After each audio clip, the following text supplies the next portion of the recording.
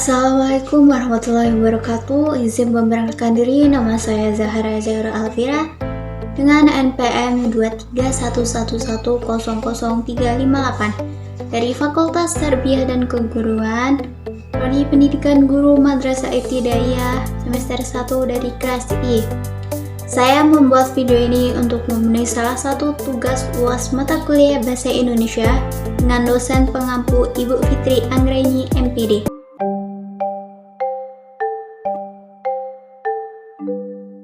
Baiklah, di sini saya akan membahas mengenai footnote atau catatan kaki yang biasanya terdapat di dalam sebuah karya tulis ilmiah. Nah, pengertian footnote sendiri itu apa sih? Terus, fungsinya untuk apa ya? Yuk kita bahas lebih lanjut mengenai footnote atau catatan kaki.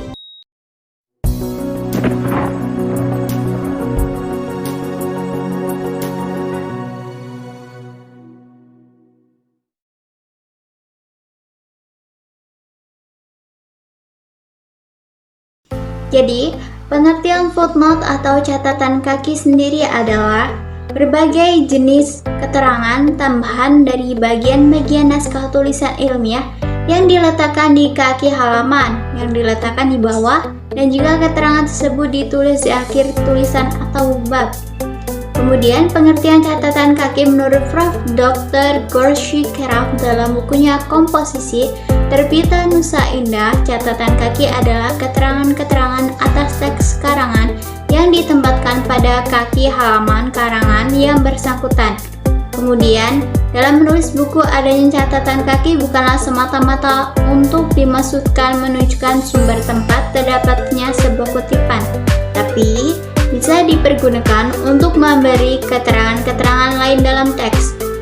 Terus, hubungan catatan kaki dengan teks dijelaskan dengan nomor-nomor penunjukan yang sama, baik terdapat pada teks maupun yang terdapat pada catatan kaki. Keterangan yang termuat dapat berupa sumber pustaka yang dikutip atau penjelasan dan istilah yang dikemukakan di halaman tersebut. Biasanya, suatu naskah terdapat beberapa catatan kaki yang diberi nomor-nomor secara berurutan.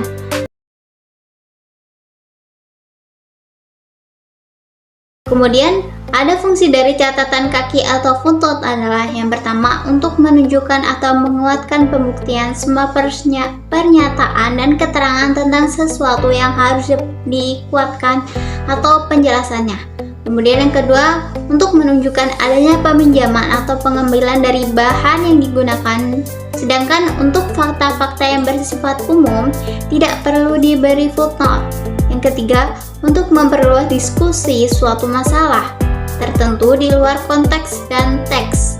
Kemudian yang keempat, untuk memberi keterangan atau petunjuk, contohnya seperti menunjukkan bahan dalam lampiran atau persoalan yang sudah dibahas dalam halaman subbab atau dalam karya tulis ilmiah bersangkutan. Yang kelima, menjelaskan referensi yang dipergunakan di dalam teks atau reference footnote. Yang keenam, penjelasan komentar penulis terhadap pernyataan dalam teks yang dipandang penting. Kemudian yang ketujuh, menunjukkan sumber lain yang membicarakan hal yang sama atau konten footnote. Jenis catatan kaki ini biasanya menggunakan kata seperti lihat, bandingkan, dan uraikan lebih lanjut, dapat dilihat dalam, dan sebagainya. Ada beberapa prinsip-prinsip dalam penulisan catatan kaki. Kita bahas satu-satu yuk.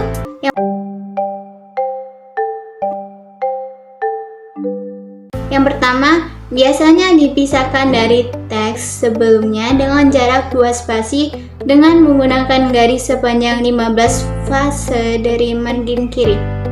Kemudian, yang kedua diketik menggunakan ukuran font 11 dengan 1 spasi.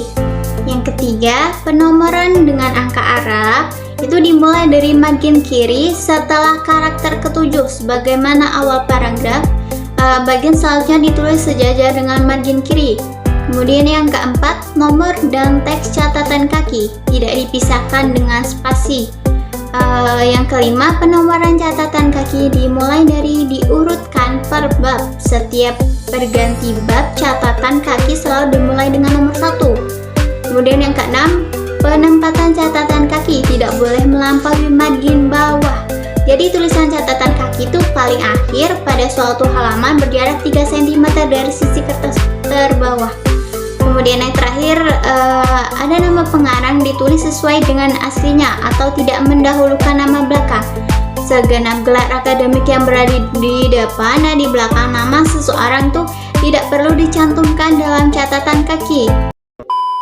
Nah, di sini saya mengambil contoh studi kasus sehari-hari, yaitu sebagai contoh dari penggunaan footnote. Pada kehidupan sehari-hari sebagai mahasiswa, tidak akan lepas dari sebuah karya tulis ilmiah, yang biasanya di dalam sebuah karya tulis ilmiah terdapat footnote. Tidak semua karya tulis ilmiah menggunakan footnote, tetapi kebanyakan karya tulis ilmiah menggunakan footnote, khususnya bagi mahasiswa di Universitas Islam Negeri Raden Intan Lampung. Biasanya menggunakan footnote dalam penulisan karya ilmiah. Contohnya, seperti di dalam makalah, skripsi, dan sebagainya. Selesai sudah pembahasan kita pada kali ini. Nah, itu adalah sedikit penjelasan mengenai footnote atau catatan kaki. Dan mungkin itu saja yang dapat saya sampaikan. Kurang lebihnya saya mohon maaf. Saya akhiri. Wassalamualaikum warahmatullahi wabarakatuh.